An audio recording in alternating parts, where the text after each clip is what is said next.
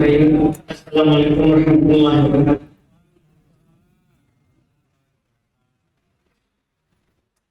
Innal hamdalillah nahmaduhu wa nasta'inuhu wa nastaghfiruh wa na'udzu billahi min shururi anfusina wa min sayyiati a'malina. May yahdihillahu fala mudilla lahu wa may yudlil fala hadiya lahu. Asyhadu an la ilaha illallah wahdahu la syarika lahu wa asyhadu anna Muhammadan abduhu wa rasuluh sallallahu alaihi wa ala alihi wa sahbihi wa min tabi'ahum bi ihsan ila yaumiddin. Amma ba'd. Kaum muslimin muslimat jamaah salat maghrib rahimakumullah. Alhamdulillah, kembali pada malam hari ini kita melanjutkan kajian fikih, yaitu fikih berkurban. Di malam hari ini kita melanjutkan apa yang kita di pertemuan yang lalu. Pembahasan kita paling terakhir ucapan dari Al-Imam yang berpegang rahimahullah bahwa berkurban menyembelih itu lebih utama daripada bersedekah dengan harganya, dan beliau juga singgung masalah yang paling utama dalam hewan kurban adalah unta, kemudian sapi, kemudian kambing. Selanjutnya Allah di pembahasan berikutnya dalam masalah berkurban, wastahaqqu istihsanuha wastismanuha, disunnahkan dalam berkurban kita memilih kurban yang paling bagusnya. Ini dalam berkurban, karena Nabi Sallallahu Alaihi Wasallam beliau berkurban dengan hewan kurban yang paling bagus. Kita memilih kurban, disebutkan beliau berkurban dengan kambing jantan yang bertanduk dan bulunya indah, berwarna putih, kemudian kakinya berwarna hitam. Jadi dianjurkan karena Nabi memilih hal tersebut. Wastismanuha, disunahkan untuk memilih yang gemuk. Disunahkan memilih yang gemuk. Dan ini juga yang dilakukan oleh Nabi kita Muhammad sallallahu alaihi wasallam. Pernah dinukil oleh Aisyah radhiyallahu taala anha bahwa Nabi sallallahu alaihi wasallam idza dhaha ishtara kabshayn 'azimain saminain. Kata Aisyah, adalah Nabi sallallahu alaihi wasallam apabila beliau mau berkurban, maka beliau membeli kambing gemuk, besar dan gemuk. Maka disunnahkan kita memilih kambing yang warnanya cantik dan besar, demikian pula gemuk. Ini dianjurkan walaupun hal ini tidak wajib, karena yang penting terpenuhi umur dan bebas dari cacat. Cuman ini disunnahkan, dianjurkan bagi orang yang mau berkurban. Kemudian setelah itu belum bercerita, belum bahas terkait dengan umurnya. Belum berkata wala yajzi'u illa jad'un min ad-dha'n wa huwa ma kammala lahu 6 ashhur. Tidak dianggap sah kecuali dari domba yang genap usia 6 bulan masuk bulan ke-7. Ini khusus domba, karena masing-masing hewan kurban memiliki umur terendahnya. Kalau domba maka tidaklah sah kalau dia berumur di bawah 6 bulan. Itu untuk domba. Wastaniyu mimma siwa, adapun selainnya di atas itu, yaitu rinciannya wastaniyu minal ibil ma kamula lahu 5 sinin, dan Hewan kurban yang dianggap dari unta itu yang genap umurnya 5 tahun, masuk tahun ke-6. Jadi unta umurnya lebih dari umur hewan kurban, dari umur terendahnya 5 tahun masuk tahun ke-6. Wa minal baqar malam sanata. Adapun sapi adalah yang genap 2 tahun masuk tahun ke-3. Enggak boleh sebelum 2 tahun. Bukan besar kecilnya hewannya, tapi umur 2 tahun genap dan masuk tahun ke-3. Ini kalau sapi. Wa minal ma'azi, adapun dari ma'az kambing malahu sana, dia setahun genap, setahun masuk tahun ke-2. Inilah umur dari hewan kurban, umur terendahnya. Unta 5 tahun masuk tahun ke-6, sapi 2 tahun masuk tahun ke-3, kambing setahun masuk tahun ke-2.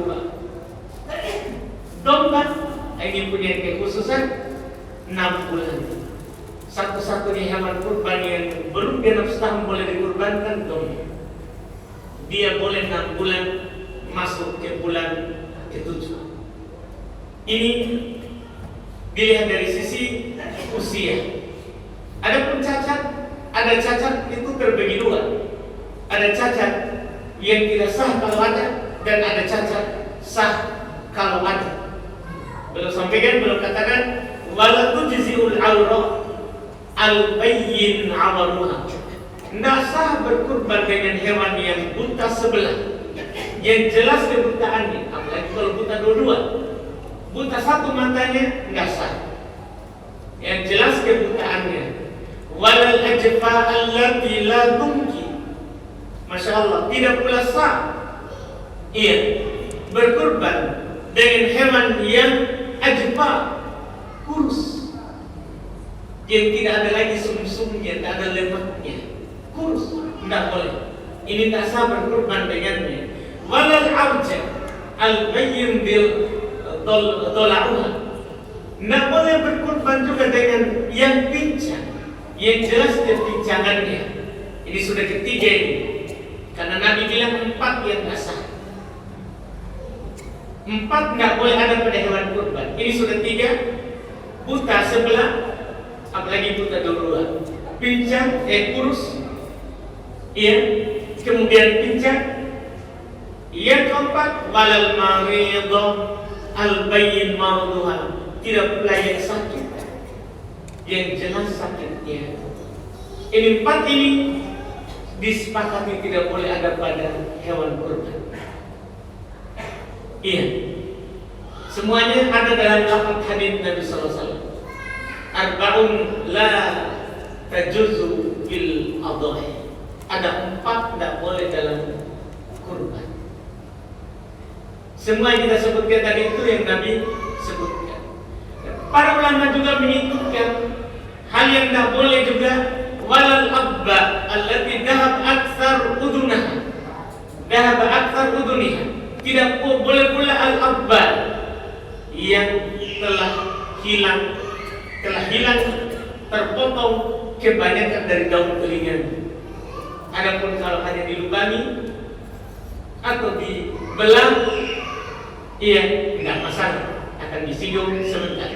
Kalau ini yang terpotong kebanyakan dari telinganya, ini juga tidak diperbolehkan, walaupun masalah ini diperselisihkan kalau ini. Karena Nabi hanya menyebutkan 4. Nabi hanya menyebutkan 4. Kalau ini mereka masukkan karena sama mirip dengan pincang, mirip dengan buta, jelas kebutaannya, mirip dengan pincang, jelas kepincangannya. Ini yang mereka masukkan. Makanya untuk yang terpotong kebanyakan telinganya, bukan yang dicipta tidak ada telinganya. Kalau dari lahir tidak ada memang telinganya, nggak masalah. Sama dengan nanti tanduk. Kalau dari lahir tidak bertanduk, nggak masalah. Memang ini hilang penyakit, cacat, nggak boleh ada. Al-qarmuha, demikian pula yang kebanyakan daripada kornnya, tanduknya patah. Ini juga diperselisihkan. Karena di antara para ulama ada yang menyatakan tanduk tidak masuk. Kalau patah tanduknya tidak masuk di dalam cacat. Karena kalau tanduk putus atau terpotong tidak mempengaruhi hewan itu. Tapi kita berbicara hati-hati seperti dikatakan oleh penulis ini, yang patah tanduknya itu juga dianggap paling rendah makruh. Paling rendahnya adalah makruh ada pada hewan kurban. Ini yang tidak boleh. Jadi 4 ada dalam hadis, belum tambahkan 2. Yang hilang kebanyakan telinganya, demikian pula yang hilang tanduknya. Iya, yang hilang tanduknya. Setelah itu cacat-cacat yang boleh, tidak mempengaruhi hewan kurban. Kata kalau mereka jaziul batra, sah kita berkurban dengan hewan yang batra, yang tidak berekor. Iya, lahir tidak ada ekor. Iya, sah. Wal jannah, sah berkurban dengan al jannah. Iya, ini lahir tidak berdaun telinga, tidak bertanduk. Ini tadi memang dari lahir tidak ada tanduknya. Ya, apa hewan ini memang tidak ada tanduk. Kan sebagai hewan itu memang ada hewan sapi atau kambing atau domba, memang tidak ada, memang keturunannya tidak ada tanduk. Maka ini tidak dianggap sebagai cacat. Karena ini adalah asal penciptaan. Ini adalah asal penciptaan. Kemudian kata beliau rahimahullah, wal khasi, juga yang tetap sah berkurban dengannya al khasi, yang dikebiri. Yang dikebiri. Iya, yang dikeluarkan, mohon maaf, 2 biji.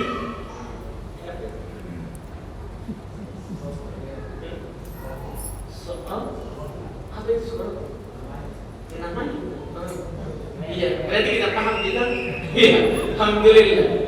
Dikebiri, dikeluarkan itu. Ini juga tidak mempengaruhi. Bahkan Nabi SAW dalam riwayat beliau berkurban dengan kambing yang dikebiri. Iya, beliau berkurban dengan kambing yang dikebiri. Dalam sebagian riwayat disebutkan Nabi SAW berkurban dengan 2 kambing mauju'ain, 2 ekor kambing yang dikebiri. Bahkan disebutkan ini yang paling bagus, dagingnya tidak berbau, tidak berbau. Ini yang kambing yang dikebiri. Iya, ini dibolehkan. Ini cacat, tapi tidak mempengaruhi. Tidak mempengaruhi kurban. Dan juga biasanya ini akan lebih besar dan lebih gemuk. Karena dia tidak sibuk dengan kambing. Tidak sibuk dengan kambing karena tidak ada lagi orang. Hewan dikebiri, tidak ada lagi syahwat. Tidak ada syahwat kambingnya. Jadi ini akan lebih bagus. Akan lebih bagus. Kemudian di antara cacat yang tidak akan mempengaruhi hewan kurban, wa masyaqqat udunuha. Apa yang telinganya itu dibelah. Iya, kan ada orang biasanya di kampung, orang yang petani, peternak, untuk mengenal sapinya, kambingnya dia gunting dan telinganya dia belah sebagai tandanya. Ini tidak mempengaruhi. Al-Qurabat. Demikian pula kalau yang dilubangi, kan biasa orang juga dia lubangi, kasih tanda, itu tidak mempengaruhi. Al-Quti'an aqall min nisbiha, atau bahkan dipotong, tidak apa-apa, yang penting sedikit. Kan kalau terpotong kebanyakannya tidak sah tadi di pembicaraan sebagian para ulama. Tapi kalau dipotong cuma sedikit, sepertiga dari daun telinganya, sah. Iya, itu dianggap sah dalam hewan kurban. Ini masalah cacat. Ini masalah cacat. Setelah itu keadaan dalam menyembelih, was sunnah nahul ibil qa'imatan ma'kulatan yadul yusra. Dalam menyembelih onta, sunnahnya ontanya dalam keadaan berdiri, tidak dijatuhkan. Diikat tangan yang bagian kiri, kaki depan onta itu disebut tangannya. Diikat bagian kiri, itu disunahkan dalam potong onta. Karena onta tidak dipotong itu yang leher dekat kepala. Onta dipotong adalah leher paling bawah dekat dadanya. Itu yang ditusuk. Jadi beda. Karena kalau dipotong di atas, lama naik darahnya ke atas, onta panjang lehernya. Onta panjang lehernya. Jadi ditusuk di bagian bawahnya. Dan dia tidak digorong, ditusuk. Ini potong onta. Iya, nanti sampai dia jatuh sendiri. Dan sudah keluar darahnya itu, maka nanti dia akan jatuh. Maka yang disebutkan di Quran, "Idza wajabat", apabila dia telah jatuh. Dan nanti dia akan jatuh itu, diikat satu saja. Iya, kalau dia sudah jatuh maka baru nanti dikuliti dan dibagi dagingnya tentunya. Ini unta. Adapun selain unta, maka kata beliau, dzabhul baqar wal ghanam. Adapun sapi demikian pula kambing itu disembelih, yaitu disembelih di leher bagian dekat dengan kepalanya. Dia bagian dekat dengan kepalanya dengan memotong tentunya tiga hal. Ada urat yang di samping kiri kanan itu urat darahnya, kemudian ada lubang nafas dan ada lubang makan. Kalau terpotong tiga itu maka telah tersembelih. Ia telah tersembelih. Iya, ini yang disebutkan dalam memotong sapi demikian pula kambing dan ditidurkan. Dan Nabi SAW dalam memotong sendiri kambingnya dinukil oleh Anas radhiyallahu ta'ala belum memotong dengan tangannya sendiri, belum meletakkan kaki belum di atas bagian depan itu di tangannya, kaki depannya kambing, pas di pangkal kaki depannya perlu letakkan kakinya di situ, lututnya, kemudian baru pegang kepalanya dan memotongnya dengan tangan karena belum membaca bismillah dan bertakbir. Wa yaqulu, dan dia membaca indadah ketika itu bismillah Allahu akbar. Kemudian ini yang wajib. Kalau ini wajib harus rukun sembelih. Kapan dah dilakukan? Tidak sah, jadi bangkai. Disunahkan kalau kita adalah orang yang langsung menyembelihnya. Kalau kita orang yang langsung menyembelihnya, kita adalah pemilik kurban, maka kita baca Allahumma hadza minka wa ilaika walak, boleh begitu. Ya Allah, ini darimu dan untukmu. Boleh juga seperti yang Nabi juga baca Allahumma hadza anni wa an ahli bait. Ya Allah, ini dariku dan dari keluargaku. Dan Nabi juga pernah berkurban untuk umatnya, belum katakan ya Allah, ini dariku dan dari umat, dari yang hendak berkurban dari umat. Boleh ditambah, dan itu sunnah. Iya, di bacaan setelah bismillah Allahu akbar itu disunnahkan. Makanya belum bilang berikutnya wala yustahabu ayat bahaha illa muslim. Tidak dianjurkan yang menyembelihnya kecuali muslim. Boleh non muslim dengan syarat ahli kitab. Kalau memang tidak ada, maka boleh ahli kitab, Yahudi atau Nasrani. Dihalalkan bagi kita memakan sembelihannya. Karena Allah Subhanahu wa taala berfirman, "Al-yauma uhilla lakum at-thayyibat wa ta'amul ladzina utul kitaba hillul lakum.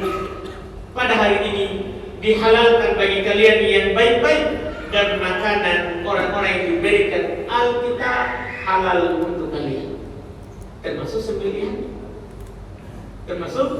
sembelihannya. Jadi, tapi kalau ada muslim, tidak dianjurkan kecuali muslim yang memotong hewan kurban.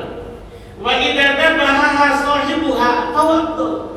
Jika yang memiliki kurban itu yang menyembelihnya langsung, lebih utama, karena Nabi SAW menyembelih sendiri hewan kurban. Walaupun boleh juga kita mewakilkan orang lain, karena juga saat Nabi SAW pernah berkurban dengan 100 onta, maka belum menyembelih 40 ekor onta dan sisanya belum suruh Ali ibn Abi Thalib radhiyallahu taala anhu. Ini waktu banyak kaum muslimin, karena waktu itu seperti biasa yang diketahui bahwa itu satu ekor onta bisa 100 orang. Maka waktu itu kaum muslimin sudah tentunya sangat banyak sekali, apalagi setelah waktu Makkah di tahun ke-8 kaum muslimin sangat banyak. Maka Nabi SAW berkurban dengan 100 ekor onta. 100 ekor onta. 100 ekor onta, kalau 101 ekor berarti dapat berapa itu? Kan begitu. Iya, cuma kan dikasih bukan hanya sekali makan. Itu 100 itu sekali makan. Satu ekor onta itu bisa dimakan oleh 100 orang sekali makan. Sekali makan. Tentunya yang dibagikan bukan untuk sekali makan, karena boleh disimpan. Jadi ini lebih utama kalau dipotong sendiri oleh yang punya kurban.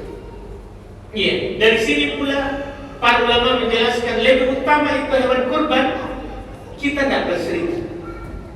Kalau kita berserikat, bisa sapi tapi berserikat, lebih baik kambing yang kita tidak berserikat. Karena lebih utama tidak berserikat daripada berserikat. Walaupun kalau cerita boleh berserikat, akan kita baca sebentar. Boleh berserikat pada sapi dan unta. Iya. Tapi kalau kita sendiri tidak berserikat lebih utama, karena utama kita potong sendiri hewan kurbannya kita. Wa waktu dabah, adapun waktunya yaumul id ba'da sholatil id. Hari id setelah sholat id. Ini penegasan. Hari id dan tidak cukup hari id, setelah sholat. Karena Nabi SAW pernah berkhutbah di hari id setelah sholat Idul Adha. Beliau bilang, kita setelah ini kembali ke rumah, menyembelih, berkurban. Dan siapa yang berkurban sebelum sholat, maka tidak dianggap kurban. Karena ini beribadah ada waktunya kalau ibadah kurban. Setelah sholat id. Au qadruha, apa kadar setelah sholat id? Ini bagi orang yang tidak id. Musafir kan tidak id. Maka yang seperti ini adalah kadar selesainya sholat id. Yaitu ketika matahari sudah naik. Boleh. Kalau dia tidak sholat id. Ya. Ini kadarnya yang dia lihat. Kadarnya yang dia lihat. Kalau dia tidak pergi sholat id. Ila akhir yaumain min ayyamit tasyrik. Belum bilang sampai akhir 2 hari dari hari tasyrik. Cuman ini pendapat yang tidak kuat, yang belum sebutkan ini karena belum katakan 2 hari. Yang benarnya 3 hari. Yang benarnya 3 hari. Karena berkurban itu adalah tanggal 10 hari Id dan tanggal 11, 12, 13 hari tasyrik. Apa yang belum katakan ini tentunya tidak benar karena menyirik. Itu kata Nabi, ayyamu aklin wa syurbin, hari makan dan minum. Itu adalah hari makan dan minum. Kemudian kata beliau rahimahullah, wa tata'ayyanul udhiyah biqauli hadi udhiyah. Masya Allah. Dan wajib dikorbankan hewan itu, disembelih itu hewannya dengan dia bilang, ini hewan kurbanku. Kalau dia sudah tunjuk, itu tidak boleh diganti lagi dalam hukum kurban. Kecuali dengan yang lebih baik. Tidak apa-apa. Misalnya kita sudah tunjuk, kemudian kita mampu lebih, boleh kita tambah. Boleh kita mengganti dengan yang lebih. Tidak apa-apa. Tapi kalau mengganti tanpa ada kebutuhan, tidak boleh. Karena kapan ditunjuk, wajib itu yang kita korbankan. Wal hadiyu biqauli hadza hadi. Bagi orang haji, haji tamattu, misalnya juga haji qiran, dia wajib ketika dia tentukan ini hewan hadiku. Au isy'ari, masya Allah. Demikian pula dengan dia kasih tanda. Misalnya dia sudah semprot dengan cat misalnya. Iya, ini punya si fulan, tidak boleh diganti. Au taqlidi, atau dengan dia mengikatnya. Dia sudah ikat sebagai hewan kurban, tidak boleh diganti. Tentunya kata penulis ma'an niyah. Bersama dengan itu harus ada niat. Tidak boleh tidak. Karena ini ibadah, tidak ada ibadah tanpa niat. Kata Nabi SAW, innamal amalu binniyah. Wa innamal likulli imri'in ma nawa. Sungguh amalan itu tergantung pada niat. Dan setiap orang hanya akan mendapatkan apa yang dia niatkan. Kemudian kata beliau, wala yu'til jaziru bi ujratihi syai'an minha. Hukum seputar orang yang menyembelih. Kalau orang lain, dia tidak boleh menggaji tukang potongnya dengan daging hewannya. Kalau mau kasih, ya kasih karena hadiah atau sedekah. Bukan karena dia tukang potongnya. Tidak dibolehkan. Ini datang hadis di masa Nabi SAW seperti Ali bin Abi Thalib. Kunna la nu'til jazzar syai'an. Kami tidak memberi tukang potong sedikit pun dari hewan itu. Jadi kalau mau digaji kan sudah ada biaya potong biasanya kan di masjid misalnya sudah ada biaya potongnya. Di situ yang dikasih. Tidak boleh dagingnya. Kecuali memang dia berhak mendapatkannya dengan jalur lain. Iya, mau disedekahkan untuknya, hadiahkan, bukan karena memotong. Kemudian wasunna ayyakula min udhiyatihi tulutah. Masya Allah. Sunnahnya dia makan kurbannya, hewan kurbannya sepertiga. Wa yuhdi tulutah, hadiahkan ke teman-temannya yang kaya. Itu kan hadiah namanya, bukan sedekah. Sepertiganya. Wa yatasaddaqatu bi tulutiha. Bersedekah juga dengan sepertiganya kepada fakir miskin. Tapi kalau dia makan, dia tidak sedekahkan. Wa in akala aktsar jaz. Kalau dia makan lebih, boleh. Jadi ini harus dipahami, banyak kesalahan ini ya. Di masjid-masjid dia tentukan hanya sepersekian. Tidak boleh, siapa tahu dia mau ambil semua. Urusan. Kan terus kita apa dapat? Kan kita sudah ada biaya potong. Iya kan? Kan sudah ada biaya potong ke masjid. Kalau sahibul kurban dia bilang saya mau ambil semua, urusannya punyanya. Karena Nabi SAW bolehkan dia makan, bolehkan dia simpan. Kata Nabi, kulu wa tasaddaqu wadakhir, makan, bersedekah dan simpanlah. Ini pilihan, bukan harus sepertiga, bukan harus dibagi tiga, enggak. Boleh dia sedekahkan, boleh dia hadiahkan, boleh dia makan. Makanya beliau tegaskan, kalau dia makan lebih banyak daripada yang dia bagi-bagikan, boleh. Tidak ada ketentuannya. Tidak ada ketentuannya. Walahu ayyan tapi bijildiha. Boleh dia mengambil manfaat dengan kulitnya. Kalau ada kulitnya, boleh diambil manfaat dari. Wala yabi'uha. Ini hati-hati, tidak boleh dijual oleh sahibul kurban. Jadi yang punya kurban ini tidak boleh dia jual kulitnya. Tidak boleh dia jual kulitnya. Kecuali dia sudah kasih orang, kemudian orang itu jual, tidak ada masalah. Tapi sahibul kurban tidak boleh dia jual kulitnya. Boleh dia ambil manfaat dari dengannya, tapi tidak boleh dia jual. Wala syai'an minha, bahkan tidak boleh dijual sedikit pun darinya. Apapun darinya tidak boleh dijual. Tapi oleh sahibul kurban. Kalau ada orang yang dikasih oleh sahibul kurban, kemudian dia jual, haknya sudah pindah milik. Boleh dia jual, boleh dia lagi sedekahkan, boleh. Kemudian fa'amal hadi, ini terkait dengan hewan kurban yang kita kurbankan. Adapun yang hadi bagi jemaah haji, fa in kana tatawwu'an, kalau dia hanya hadinya hadi sunnah, Ustahibbalahul akl minhu. Disunahkan untuk makan darinya. Lianna Nabi sallallahu alaihi wasallam amara min kulli jazurin bibad'atin fatubiqat. Maka karena Nabi sallallahu alaihi wasallam memerintahkan untuk setiap yang disembeli, beliau ambil sebagian darinya, maka dimasakkan wa akala min lahmiha. Beliau makan dari dagingnya.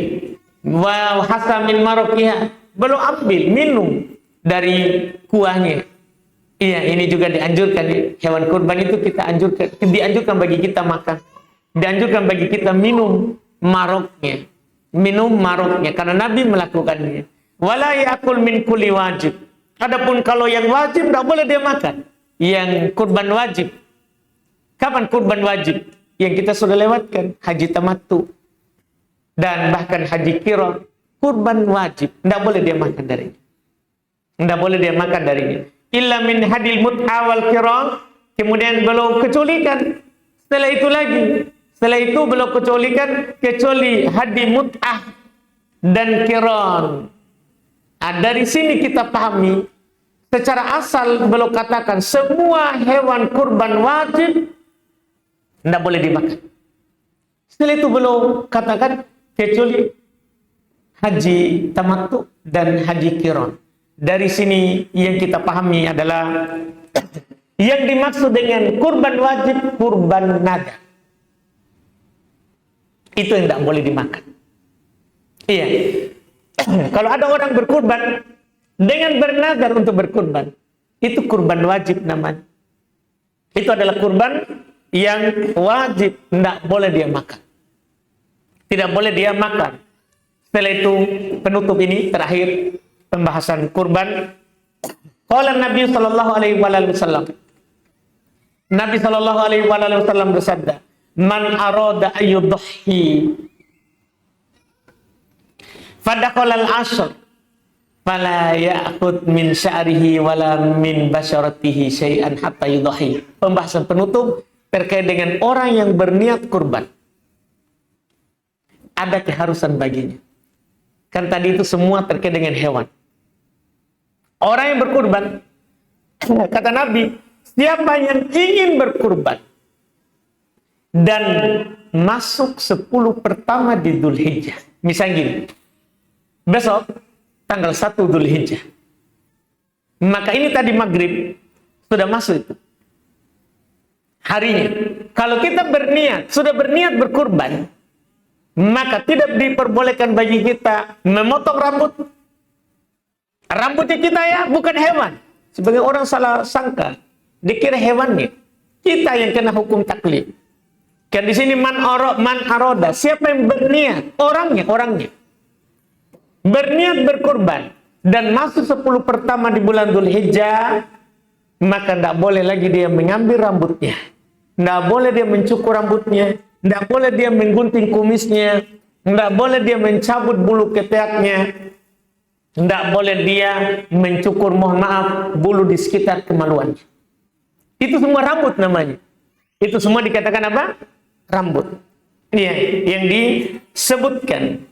Wala min basharatihi syai'a. Jazakumullah.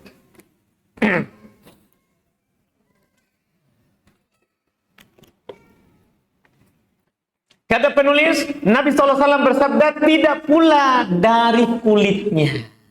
Kulit di sini yang dimaksud dengan kulit adalah kuku. Kuku, bagi orang yang berniat berkurban, tidak boleh dia potong lagi kuku. Jadi diperhatikan memang, kalau kita berniat berkurban, sebelum masuk 10, kalau memang kita mau potong rambut, potong memang. Mau gunting kuku, gunting memang. Karena ketika masuk, misalnya besok itu tanggal 1, maka tadi dengan masuknya sholat maghrib, tidak boleh lagi kita potong. Sampai kapan? Sampai kita menyembelih hewan kurbannya. Kata Nabi, hatta yudhiyah. Sampai dia potong. Ini adalah yang langsung dikatakan oleh Nabi SAW. Iya, dalam hadis riwayat Imam Muslim rahimahullahu ta'ala. Alhamdulillah, selesai masalah kurban. Berikutnya adalah masalah akikah. Ini kita ambil di pertemuan kita akan datang insyaallah. Alhamdulillah, kita masuk di tanya jawab.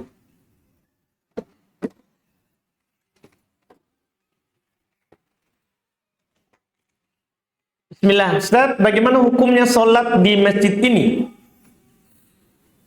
Di masjid ini, akhwat di lantai 2 dan ikhwat juga di lantai 2. Pembatasnya lampu hias. Itu ya. Iya. Pembatasnya lampu hias. Kadang juga kalau full, ikhwan sholat nyambung soft di belakang.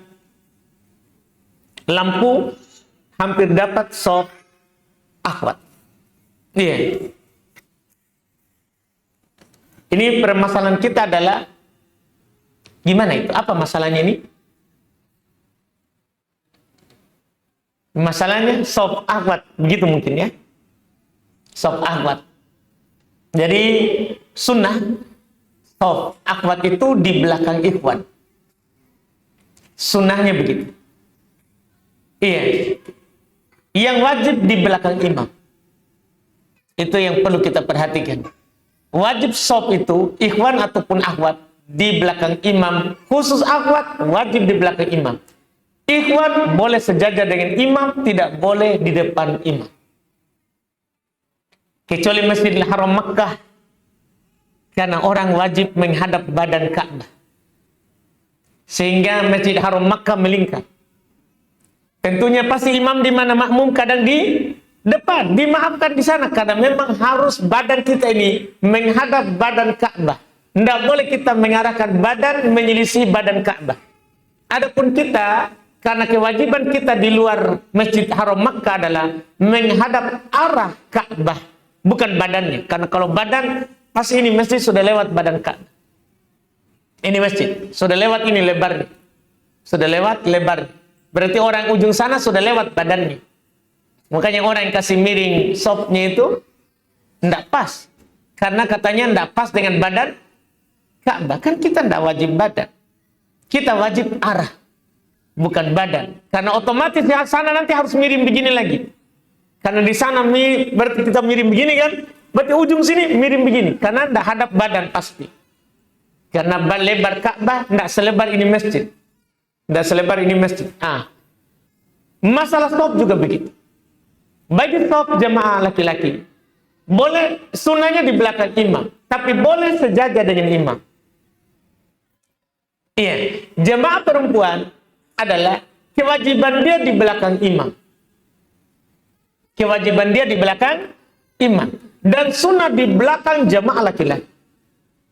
Sunnah di belakang jemaah laki-laki. Iya, itu yang disunnahkan berdasarkan hadis Anas. Bahwa Nabi SAW pernah sholat di rumahnya Anas dengan meletakkan Anas bersama yatim di belakang Nabi, kemudian neneknya Anas di belakang mereka. Ini sunnah. Sunnahnya begitu. Adapun kalau dia misalnya seperti yang ditanyakan oleh penanya, dia sejajar karena tempat misalnya tidak memungkinkan, tidak masalah. Tapi menyelisih apa? Sunnah. Sunnahnya dia di belakang, sop laki-laki. Tapi kalau misalnya karena keadaan masjid penuh, iya, dan kita di sini tentunya tidak berkuasa. Kita dikasih tempat taklim, alhamdulillah. Kita tidak berkuasa mengatur. Iya, antum lihat kan kita di sini atur sendiri meja. Semua kita atur sendiri, bukan pengurus masjid. Ini bapak bukan pengurus. Iya. Jadi kita sini cuma diizinkan taklim. Kita tidak diizinkan, kita tidak mengatur masjid. Kita tidak mengatur masjid karena kita tidak diberikan kewenangan itu. Iya, makanya apa yang terjadi di atas misalnya sop akhwat sejajar dengan sop ikhwan tidak bermasalah. Itu tidak membatalkan sholat, ya, tidak mempengaruhi keabsahan sholatnya. Cuman tidak sesuai sunnah. Tapi kalau ini adalah masjid saya akan atur. Saya akan mengaturnya. Iya, wallahualam. Ustadz, apa hukumnya ekor ular yang diawetkan lalu dijadikan gantungan kunci? Iya, ular ya. Kan ular itu kan dah halal dimakan. Iya, ular dah halal dimakan. Kemudian apakah dia najis? Kan begitu pertanyaannya. Iya, itu yang dibahas. Bukan memakannya. Karena tidak semua yang haram itu najis. Tidak semua yang haram dimakan itu najis. Iya. Seperti yang dibicarakan oleh para ulama, iya, masalah ular. Ular ini kan haram dimakan karena dia, iya, termasuk juga pemangsa. Iya. Maka apakah dia najis? Ini yang dibicarakan. Ada yang berpendapat tidak najis. Karena yang diperintahkan untuk dicuci jilatannya itu hanya anjing. Itu pun anjing liurnya yang najis. Badannya tidak najis. Karena anjing lalu lalang di masjid, waktu itu masjid Nabi, belum ada pintunya. Dan Nabi tidak suruh untuk cuci 7 kali. Tapi kalau dia jilat, dicuci 7 kali. Yang pertama dicampur dengan tanah.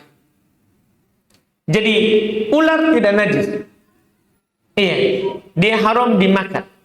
Haram dimakan. Kemudian masalah dijadikan gantung kunci kalau tidak najis kan berarti tidak bermasalah.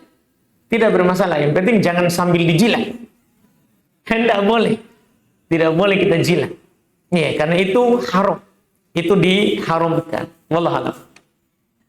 Saya ada pertanyaan? Silakan.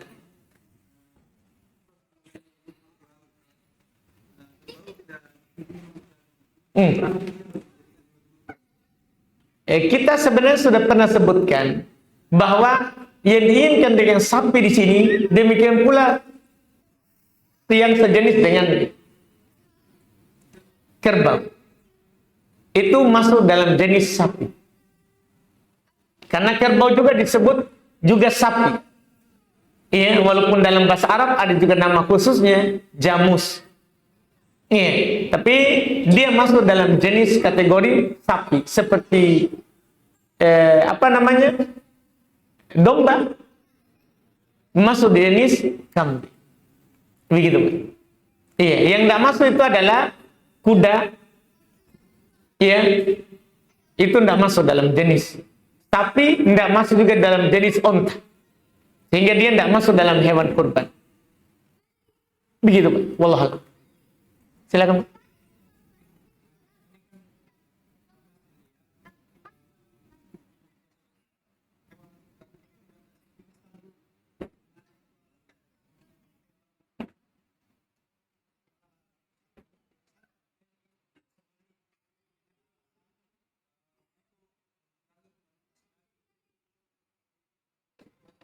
Enggak, jangan-jangan nanti dia mati karena itu.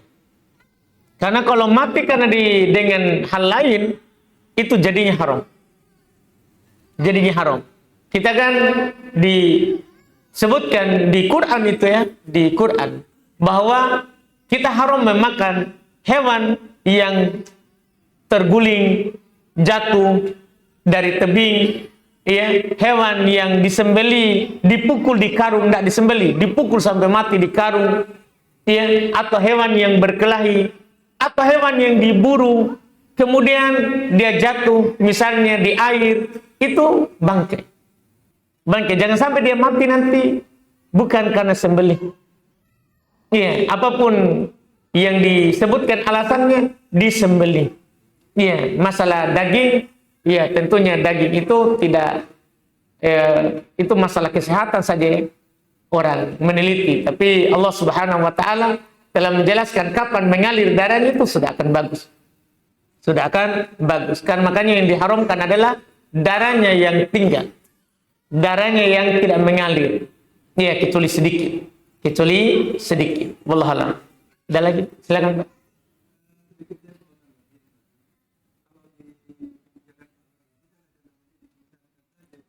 Ya. Hmm.